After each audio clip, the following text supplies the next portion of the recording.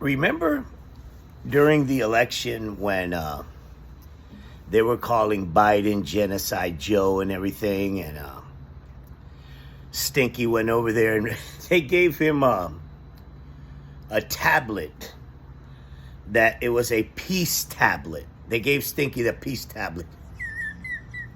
And Stinky turned around and said, yeah, no, it's going to be peace. No more new wars. No more, none of that shit. How's that going now? Y'all idiots in Michigan and all that voted for this asshole. How's that working out for you now? And you idiot Jews for Trump. How's that working out now? Huh? When you have your goddamn war criminal and Stinky, right? With memes of on a beach in fucking Gaza, right? Yeah. And before he got elected, he on Hugh Hewitt's show, he asked him about October 7th and whatnot. And besides the fact he had these fucking idiot utterances about nothing, it wouldn't have happened had he been president and blah, blah, blah, all that bullshit. And then Hugh Hewitt asked him, he says, well, what do you think Netanyahu should do now? And you know what he said? He should finish the job. That's right. Finish the job. You see, because he bumps his gums with no clarity whatsoever. We have no idea what we're doing, how we're going to do it. But can you imagine? Can you imagine Stinky, right? The functionally illiterate, senile, demented imbecile. Can you imagine how these meetings sound? Where he said he turns to Keg Breath or Tulsi Gabbard, right? Those two winners, right? And asks them, what do we do now? And I can imagine Keg Breath going, look, I don't have no fucking stripes here. What? No, seriously. He is going to put our kids in harm's way, right? Eventually, that war criminal Netanyahu's got to ask him, hey, man, bro, I need some help here. We just got decked again. And that Ayatollah Khomeini, he ain't giving up. Like I said, their bench is deep. They kill him, another Ayatollah's going to spring up. It's like stepping in an ant pile and you watch 1,000 fucking ants crawl up your leg and bite you. That's right. You killed Soleimani. What did that resolve? What did that resolve? Huh? I'm telling you. It didn't okay. It didn't take, but what are we in? We're in June. Only June at the beginning of this guy's term. And he's caused a war. The price of everything has gone up, right? He's pissed off the free world at us. They will not. You think that anybody, the intelligence community in the free world is going to give that asshole any information? No. Hence, in turn, our national security is now more at risk than ever because we're not getting information from other allies. They don't trust him with it. He'll run straight to Putin and give it to him.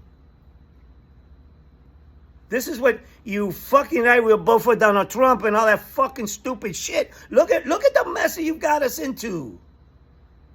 This motherfucker, there's a hot war started over there, right? And the motherfucker's talking about his poll numbers and shit. Are you kidding? What have you got? What has half of this country done? Man, I want you to check out these clips, right? Because you have these idiots on the right wing telling you that they're about to give up and it's over. They're never going to have a nuclear weapon. They weren't going to have one in the first place. They're scrambling because This is a functionally illiterate imbecile. Imbecile, okay? That's right. That's right. And just think about it. Look at who you have in front of this thing. You have him, right? Tulsi Gabbard and Pete Hegseth. Oh my God. What have you all done? Check this out. Roll it. Here we go. Aha. Aha. Roll it. Ladies and gentlemen, Lawrence O'Donnell shredding on Stinky. Roll it. Well, if Donald Trump gets dementia, Uh-huh. how will we know? That's true. Donald Trump's mental decline, which is more and more obvious, started from such a low level of mental. So you're saying he was so stupid from the get-go that we couldn't tell if he was demented or not? Processing power that it's hard to track his decline. It's from low to lower. And then there are days like today when Donald Trump asks himself out loud in public if he is allowed to appoint himself chair of the Federal Reserve. Now,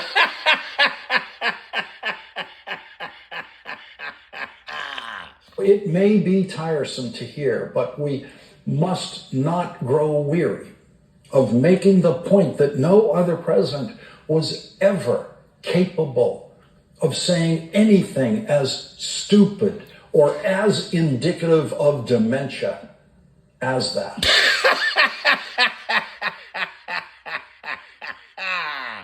Am I allowed to appoint myself chair of the Federal Reserve? You see, this is what I've been saying. This motherfucker was a moron from the get-go. And we must not grow weary of reminding ourselves what the White House press corps would have done if Joe Biden ever said anything like that, and how big the headlines would be in the next day's print editions of the New York Times and the Washington Post and every newspaper in the country, because... Yeah, that's right. That's right, because he thinks he's some kind of big bad wolf, right?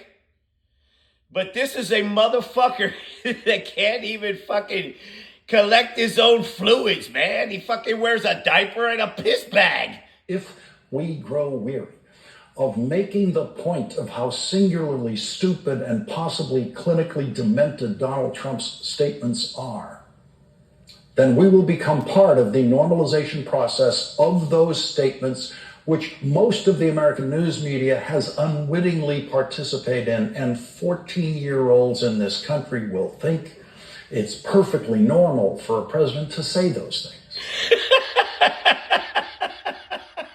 Not me, Lawrence. Not me, Lawrence. That's the beef I have with the idiot media, right? You know, they gotta start being a little harder. And on a day when the President of the United States is reportedly in a meeting in the Situation Room where he is trying to decide how much to support or fully join a war that he opposed a week ago, it must be reported as part of that very same story that the person who is supposed to be in charge in that Situation Room meeting, the person who is supposed to be the decider in chief, as George W. Bush put it, in that meeting doesn't know if he can appoint himself chair of the Federal Reserve, and some of the highest ranking people in that room with that president also don't know the answer to that question.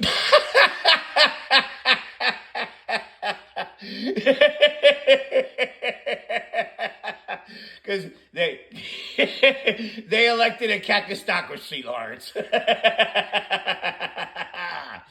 Pete Hegseth has no idea if Donald Trump can appoint himself chair of the Federal Reserve. Pete Hegseth. The drunken frat boy. Seth and Donald Trump have no idea that Donald Trump doesn't even have the legal power to fire the chair of the Federal Reserve, and he also doesn't have the power to unilaterally replace the chair of the Federal Reserve because it requires a confirmation vote by the United States Senate. That's how small the brain is that is sitting at the head of the table in the Situation Room. Oh, that leads me into this segment. Look, can you imagine if you're having what that shit called hummus and toast, right? And all of a sudden you get your goddamn windows blown out. Okay, this is fucked up, man. Stinky, what have you done?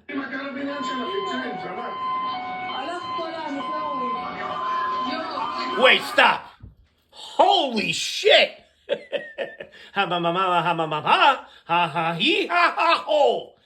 Holy shit, bro. This shit is escalating rapidly. You know it's, goddamn, look at that. You know it's bad, right? When you got motherfuckers yelling, hama, hama, hama, hama, hama, hama, right? And the fucking, those blaring sirens. Weeboo, weeboo, weeboo. Iranian missile attacks. Holy shit, they threw Stinky under the bus. In a very diplomatic way, Netanyahu called out Trump for spreading lies to make himself look like he's evolved. There's not a fucking chance in the world Israel trusts Trump with their war plans against Iran. None of America's allies trust Trump. Well, yeah, everybody was all cute when he went over there and took that little gift of that fucking airplane in Qatar. Now they won't let Stinky in on the game plan. Look at this goddamn war criminal with fucking radars on the side of his head. Talking to Fox. There is a Reuters report just moving saying that President Trump in the last couple of days vetoed an Israeli plan to kill Iran's supreme leader, according to 2 U.S. officials. Is that true? Actually, there's so many false reports of conversations that never happened, and I'm not going to get into that, but I can tell you, I think that we do what we need to do. We'll do what we need to do, and I think... Oh, I can tell. I can tell. How's it going over there in Tel Aviv, you fucking prick? The United States knows what is good for the United States, and I'm just not going to get it. Okay. Next, this is what... And now, you need our help. No. It's gonna be enough. God damn, Stinky. Holy shit. Ladies and gentlemen, Tel Aviv, land of the Iron Dome. The Iron Dome just got penetrated. Jesus Christ, this ain't funny anymore, Stinky. Pow!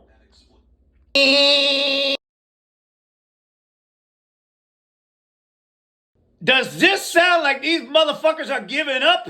Dear nation, that if the enemy senses that you fear them, they won't let go of you. Continue the very behavior that you have had up to this day. Continue this behavior with strength.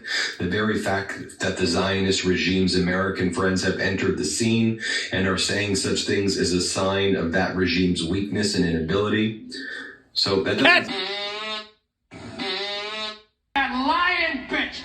Look at the idiot. He's trying to act like a great negotiator. What I'm most proud of is the fact that we're dealing with India, we're dealing with Pakistan, and we were able to stop potentially a nuclear war through trade.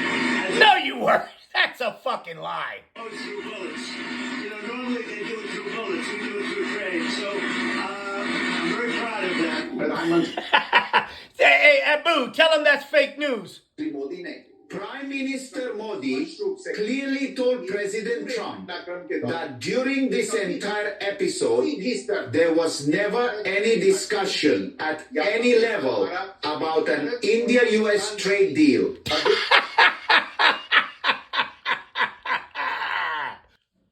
Say it, Anthony. Say it! It's total bullshit. Donald Trump's brain is broken. What you just said is one of the most insanely idiotic things I have ever heard. At no point in your rambling, incoherent response were you even close to anything that could be considered a rational thought. Everyone in this room is now dumber for having listened to it.